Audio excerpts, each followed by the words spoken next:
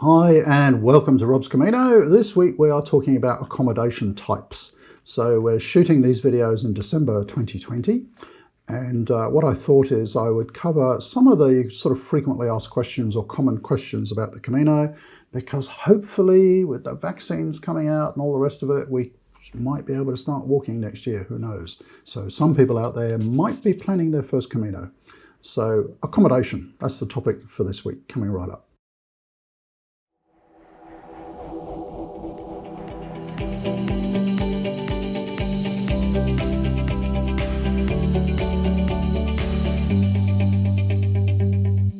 Okay, so let's talk about accommodation, and I will preface this, like I very often do, by saying my only experience in walking the Camino is on the Camino Frances. I have walked that 3 times, my experience comes from that perspective.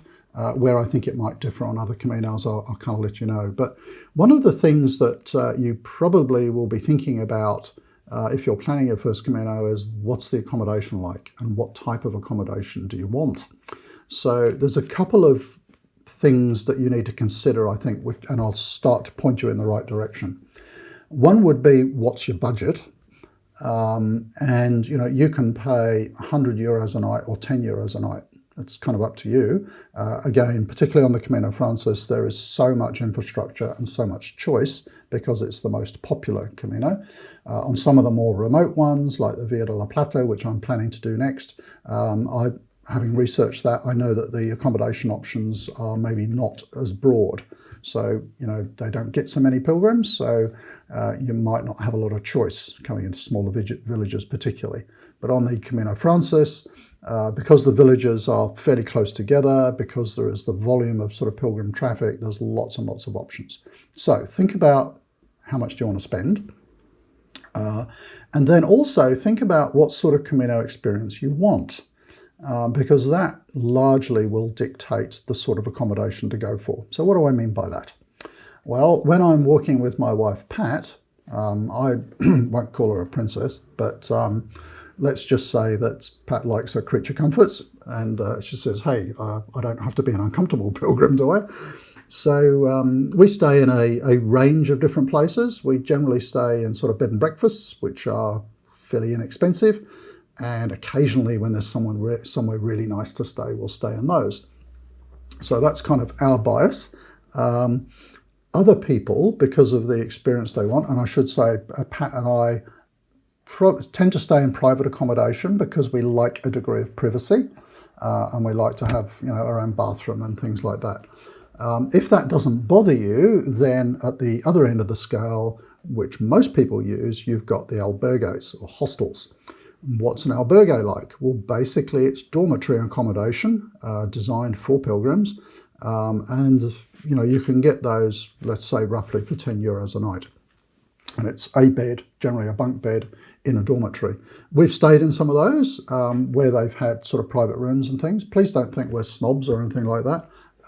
We just like a little bit of privacy, and to be honest, I am one of the world's best snorers, and I don't really want to impose myself on a dormitory full of people. Pat's kind of used to it, but others probably aren't. So we kind of like staying in albergues, but if we can, we'll stay in one where we can get a private room, just to stop others having to suffer. So let's go through the different types. You've got albergues, which are the cheapest form of accommodation. They're dormitories. You then have kind of 2 types of albergues. You've got what are called, about 3 types. You've got the municipal albergues. People often call those the munis. They're set up and run by the sort of local government area, and they tend to be sort of cheaper, and the facilities are not so good. I should say albergues generally have dormitory accommodation, and they will often have an area where you can cook food. So if you're on a really tight budget, that's a great option. So you can buy food in the villages and cook your own food. Just be aware that in the municipal albergues, so I'm told, cooking equipment can be fairly limited, particularly when you get into Galicia, the final bit into Santiago. But what a lot of people love about the albergues, of course, is the sense of community, and people will often go out shopping for food in the evenings, and then a whole bunch of pilgrims who've just met, that day will club together and cook a meal together. And that, I think, is probably one of the main attractions of staying in albergues. People love that community feeling. But you've got the municipal albergues, you've then got donativo albergues, so you've got municipal and private. Of the private, some will be kind of a set price. They could be anything, from 10 to 15 euros for a bed. And then you've got the donativo albergues. And what are they? It basically means they work on a donation basis. Some of those are privately owned, some are church owned. There's some very famous and well-known ones. There's one in the church in Granon, for example, just out of Santo Domingo. People love that one. I've just done a video with Susie, who runs Casa Susie in Trabadello, just between Villafranca del Bierzo and Otabrero. So she talks about that one. So a donativo one, it's basically run by people who just want to help out pilgrims, provide them with accommodation, very often a meal, and they don't have a set price, and they basically say, look, you just give whatever you can. Can I just make one plea? Donativo does not mean free. It means give what you can afford, and the suggested rate is whatever you would pay in a private albergue. If you're able to pay that, then why not in the donativo as well? It's just that some people might stay there if they're really short of money, they're on hard times, they know they could stay for a couple of euros or in fact free. The reason I just wanted to mention that is I read a story about the donativo albergue in Granon, and they actually ran out of money. They couldn't feed the pilgrims who came in that day because the pilgrims the day before hadn't left enough money. So it's not free. give what you can. And of course, some people go to the other extreme. They love it and they put in a lot more. So you've got the donativos and you've got the private albergues who have a set fee. So that's albergues. If you want that community feeling, for anyone walking the Via de la Plata in 2022, I will warn you now, probably in March, I'm going to be walking that one and I'm going to try albergues. And I'm losing weight to see if I can reduce my snoring level. The reason I'm going to do that is there aren't so many options on the Via de la Plata, and I do genuinely want to try that true albergue experience, that community sort of feeling. So albergues, what's the next rung up? If it matches your budget or if you want a little bit more privacy, probably the next level up is the Casa Rural. And what's a Casa Rural? It just means basically a country house, a rural house. Other terms you would be more familiar with perhaps are bed and breakfast or a gîte or something like that. It's basically someone's home and they have a few bedrooms and maybe they provide a meal. They're generally, so that's Pat and I generally stay in those. So if you think about an albergue might be costing you 10 euros a night, a Casa Rural with a room for two might be 25. So you can see if you're walking with someone, it's actually quite cost effective. And generally you'll have a room with a private bathroom. Not always. I've stayed in a couple of Casa Rurals where I had to share a bathroom with another room. But generally, it's a private room, private bathroom. Very often, the hosts will provide a meal. That's extra, of course. But they're nice. And I think they're a very good, quite cost-effective option if your budget can stretch to that. Obviously, if you're on your own, the difference between 10 and 25 is a little bit more significant. But a lot of people I know, they would be walking on their own, buddy up with another pilgrim, and they say, hey, let's have a private room and bathroom for tonight. Do you want to share a room in a Casa Rural? So that's another way of doing it. So we've got the albergues, the Casa Rural, and then you have the hotels. And we've stayed in a fair few of those. They can be a bit hit and miss, I have to say. We've stayed in a number of different hotels along the Camino Francis, anything from 40 euros up to 70 euros. The price you pay doesn't necessarily provide any indication of quality. Let me just say that.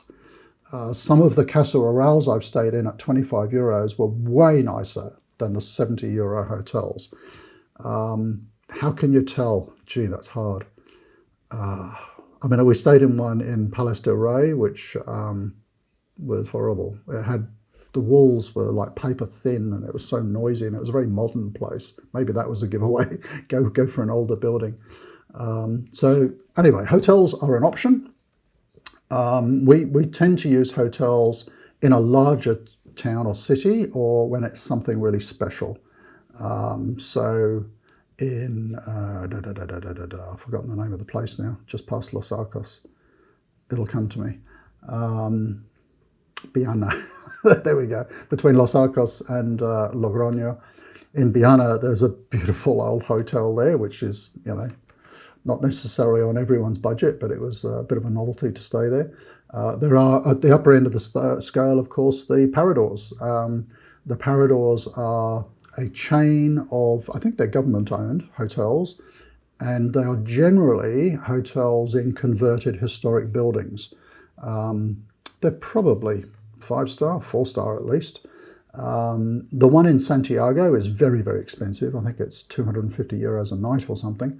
The ones in more sort of rural areas are not so much. I think we stayed in the one in Santo Domingo, and it might have been 70 or 80 euros for a double room. Now this is to stay in, you know, almost like a museum. It was a wonderful setting. So there are not that many of them, so you're not going to be able to stay in them every night. But you know, if your budget can go to it, it's something nice to do. Maybe once on your Camino to stay in. So on the Camino Frances, there's one in Santo Domingo. There's one in Villafranca del Bierzo. I didn't like that. It's a bit more of a modern feel. And there is also one in Leon, which I've never been able to have a look at because it's being renovated. I think it's renovated now. So if your budget goes to that, certainly try one out. But there's, you know, like anywhere, a whole range of hotels of any budget. In any accommodation that I'm looking at, I'll generally look at reviews, you know, on booking.com or TripAdvisor and things like that. Pat and I would generally sort of sit there in the evening after dinner and say, oh, where should we stay tomorrow night? Because she wanted to be assured of a bed. So we always booked one night ahead. And we'd sort of compare notes and say, oh, this one looks nice and that one looks nice. And we'd read the reviews and sort of spend 10 or 15 minutes doing that in the evenings. We'd never really had any duds, to be honest, other than that very noisy one in Palais del Rey and a very noisy one in Portamarin. Both quite new buildings. Maybe that's the tip. So there we go. Accommodation types. Albergues, you know, communal living dormitories. Some have single-sex dormitories, some have mixed, so be aware of that. But you know, people are very discreet, and you know, that's fine. You shouldn't have any problems. You've got the donativos, you've got the private ones, you've got the municipals, which government run. Then you've got the Casa Rurals. I think that's a great option. You know, for not too much more, you can get a little bit of privacy, a little bit more comfort. You know, have your own bathroom, that type of thing.